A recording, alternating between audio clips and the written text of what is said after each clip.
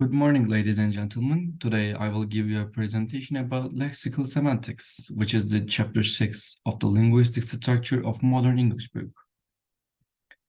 Before I start my presentation, I want to give some information about chapter preview and commentary.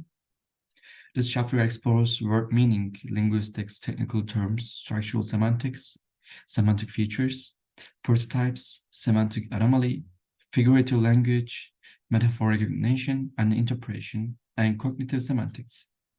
It discusses common assumptions, technical terms, structural semantics, prototypes, semantic restrictions, metaphors, and cognitive semantics, focusing on lexical meaning and word combinations. As a commentary, semantics is the study of linguistic meaning, focusing on lexical, sentence, and discourse meanings. This chapter focuses on lexical meaning, focusing on structural semantic features, prototypes, and cognitive approaches. Subsequent chapters will explore sentence semantics, discourse semantics, and syntax, with a focus on grammatical meaning. The complexity of semantics allows for various approaches to understand language. The first part, traditional semantics. The passage critiques traditional semantics, highlighting flawed assumptions. It challenges the idea that a phrase's meaning is the sum of its parts, emphasizing the imprecision of dictionary definitions due to social agreement and evolving meanings. Traditional semantics is fault for overlooking aspects like phonological features and communicative context. It also questions the simplicity of word-to-think correspondence, pointing out complexities in emotional, cultural, and societal context. The assumption that words always name real-world things is challenged, emphasizing the distinction between the extension and intention of words. Finally, the belief that individual words can be treated separately is questioned, as words form interdependent networks based on various parameters. Second, basic semantic relationships. The passage explores various semantic relationships in language. Paraphrase, expressing the same meaning in different words or sentences. Entailment or implication, one statement logically necessitates another. Inclusion, one statement encompasses another. Contradiction, statements that cannot both be true. Anomaly, utterances violating semantic rules or lacking real-world meaning. 6. Lexical ambiguity, words or phrases with multiple meanings in context. 7. Denotation or connotation, literal meanings versus emotional associations of words. Polysemy, a word with multiple related meanings. Homonymy, words that sound and look alike but have different meanings. Meronymy, denoting part-whole relationships in words. And the last one is presupposition, assumptions made beforehand by an utterance. The passage emphasizes the importance of connotations and social meanings in shaping the overall meaning of language. Structural semantics. The passage outlines John Lyon's structural semantics framework, which classified word relationships into 3 types. The first type is synonymy, words with similar meanings, context dependent, like unhappy and sad. Hyponymy, inclusion or entitlement relationships, where one term includes the meaning of another. For example, red and its cohyponyms. And the last one is oppositeness.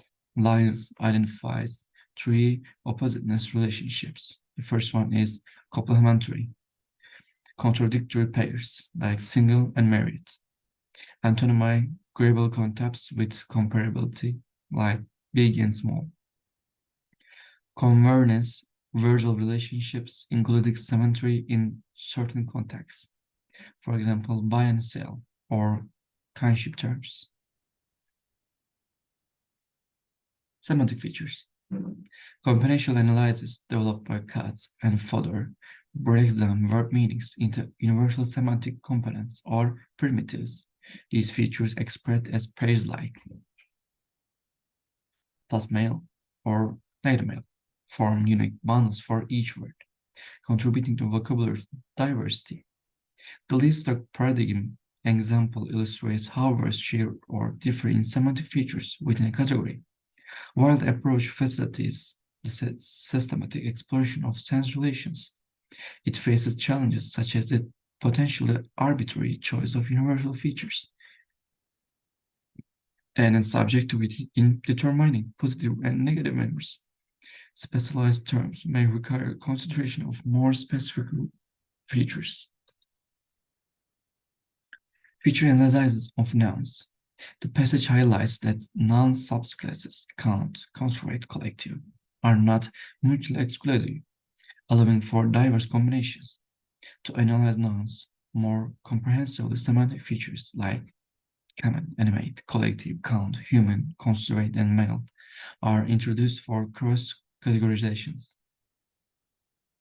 The table presents a exponential analysis of sample nouns using three features, illustrating how the hierarchy of features influences the categorization. Semantic features help distinguish nouns based on shared or unique characteristics. For certain classes, like kinship terms, relational features become crucial. The passage also discusses the analysis of kinship terms and scalar adjectives using relational features, emphasizing the value of semantic feature analysis in exploring sense relations among nouns. Chapter 10 is mentioned for delving into the analysis of verbs using relational features. Feature analysis of verbal predicates. The article discusses the categorization of temporal nature of verb situations, known as inherent aspect or situation aspect, using four key semantic features for verbal predicates. The first one is stative, indicates whether the situation involves change.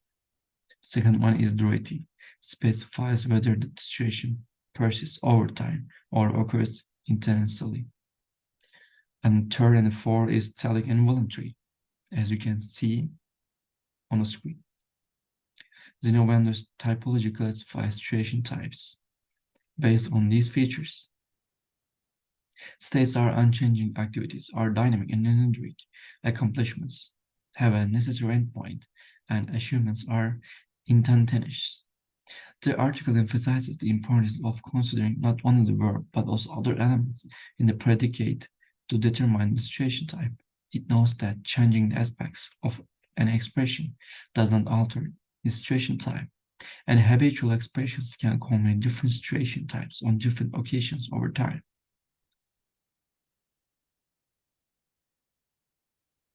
Feature analysis of models.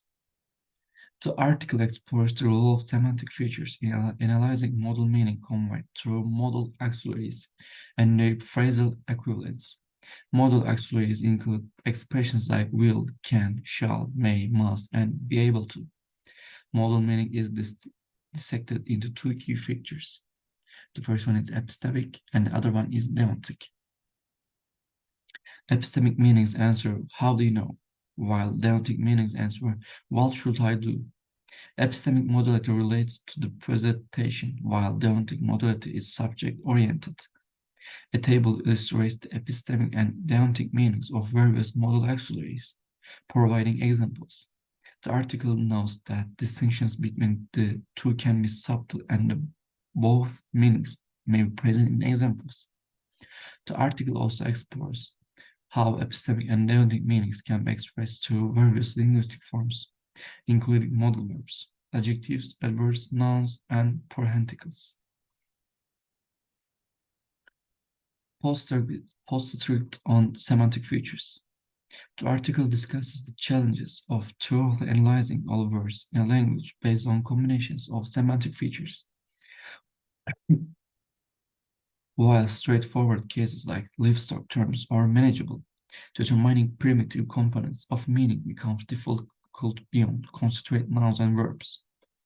Compiling an exhaustive list of all possible semantic components for a language or universal components is elusive.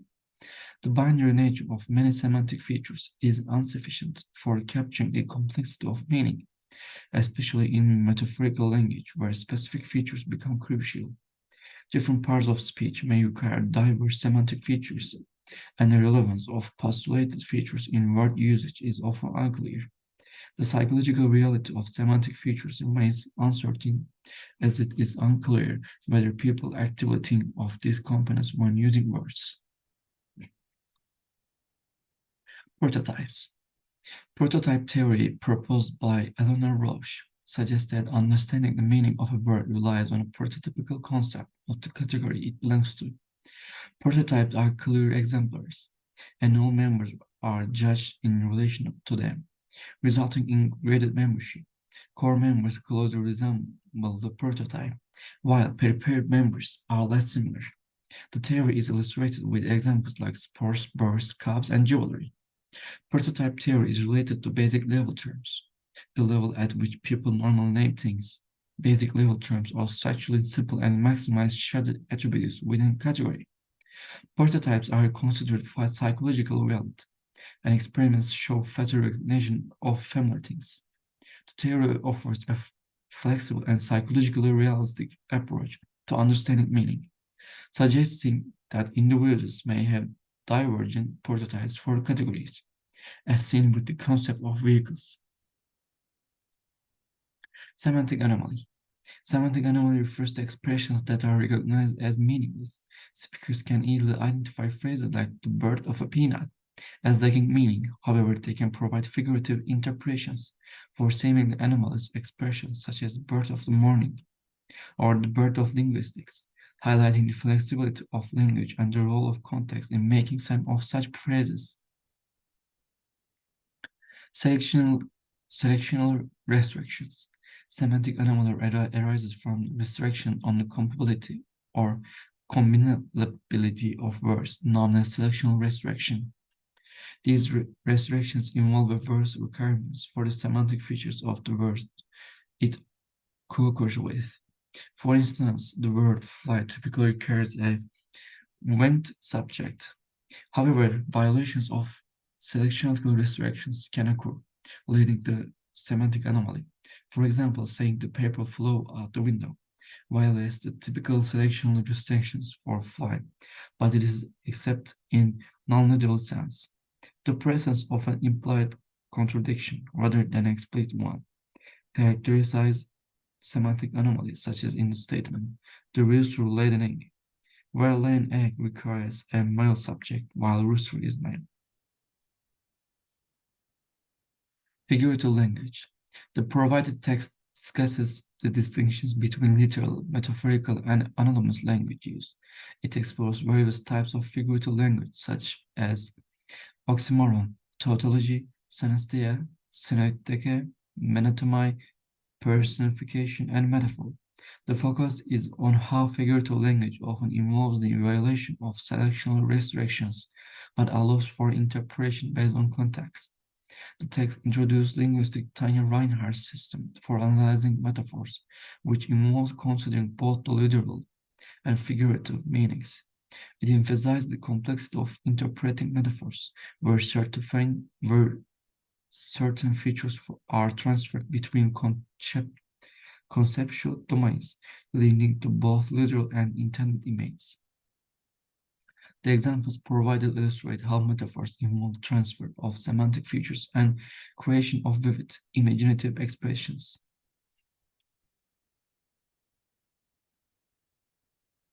Cognitive approaches to meaning. In metaphors, we live by. Lakoff and Johnson argue that language and thought process are inherently metaphorical. They propose that metaphors involve conceptualizing one experience in terms of another. Examples show systematic mappings between constructed experiences and abstract concepts, forming coherent sets of metaphors. This perspective extends to metonymy, where associations occur within a single domain.